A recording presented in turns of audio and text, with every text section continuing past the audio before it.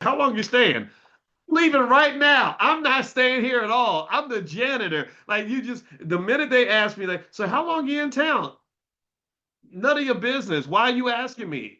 That stop it. Right. So, but you know what's funny? I was in Costa Rica with my wife last week, and we went by, and it was Marriott, and the lady, because it was the hotel my wife's gonna have her retreat at, and there was a lady there that was the timeshare lady. And we walked by, and I said, hi. And she said, hello.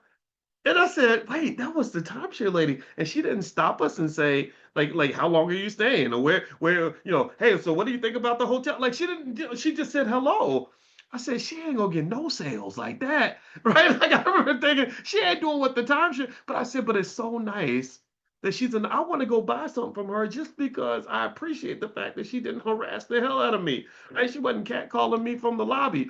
And so anyway, I remember somebody trying to sell me my sister a timeshare, and I was watching it because I'm impressed with their sales ability, and I wasn't planning on buying nothing. I was just watching his whole process. I was like, wow, that was really good how he killed that objection. Like, this is really interesting. These people are good, and then eventually it got to the point where I just said, I just said no.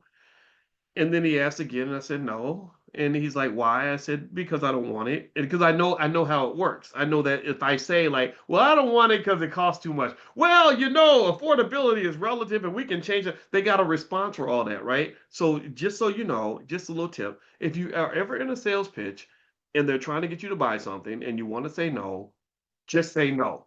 That's it. Just say, and they say why? Say just because I don't want it. That don't say, well, because I don't know if I have enough time, or I don't know if the cost is low. They already got all that targeted out, but they can't. If you just say no, then that's different, right? So I just said no, and then he asked me again. I said no again about 4 or 5 times, and then here's the funny thing. So then they looked over at my sister because they were like, oh well, we can't get him because he's a brick wall. We're gonna go to the woman. We're gonna go to right.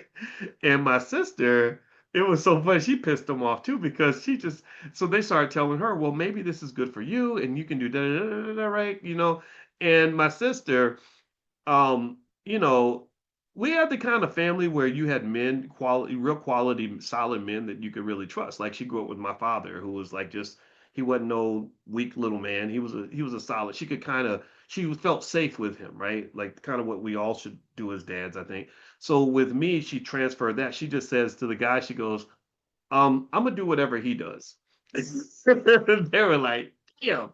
And I remember thinking, that's a good job, sis. I'm glad I earned your trust. So we left. We had to sneak out. We had to sneak out because they kept on trying to delay us and all that. And so anyway, long story short, the emotion of consumption is big. Their goal is to get you emotionally connected to something.